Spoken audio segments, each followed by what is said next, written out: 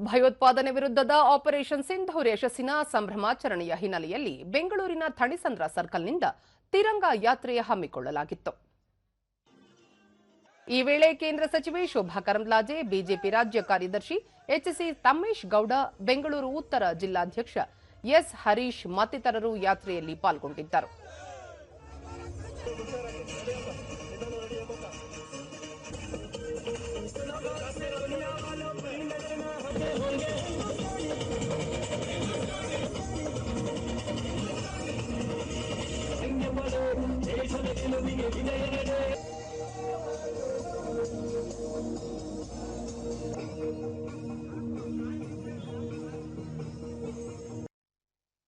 ಈ ವೇಳೆ ಶೋಭಾ ಕರಂದ್ಲಾಜೆ, ತಿರಂಗ ಯಾತ್ರೆ ಮೂಲಕ ಪ್ರತಿಯೊಬ್ಬ ಭಾರತೀಯರಲ್ಲೂ ದೇಶಭಕ್ತಿಯನ್ನು ಮತ್ತಷ್ಟು ಜಾಗೃತಗೊಳಿಸುವ ಕೆಲಸ ಮಾಡಲಾಗುತ್ತಿದೆ.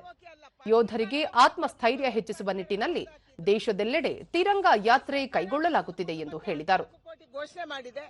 ಆದ್ರೆ ಇಡೀ ದೇಶದ ಜನ ಇವತ್ತು ಸೈನಿಕರ ಜೊತೆಗಿದ್ದೀವಿ. ನಮ್ಮ ಸೈನಿಕರಲ್ಲಿ ಏನ್ ಮಾಡಿದಾರೆ ಅದನ್ನು ನೋಡ್ಕೊಂಡು ಬರ್ಲಿ, ಪಾಕಿಸ್ತಾನದ ಪರಿಸ್ಥಿತಿ ಏನಿದೆ ಅದನ್ನು ಅಧ್ಯಯನ ಮಾಡ್ಲಿ. ಆವಾಗ ಅವರಿಗೆ ಅರ್ಥ ಆಗುತ್ತೆ ಭಾರತ ಅಂದ್ರೇನು, ಪಾಕಿಸ್ತಾನ ಅಂದ್ರೇನು.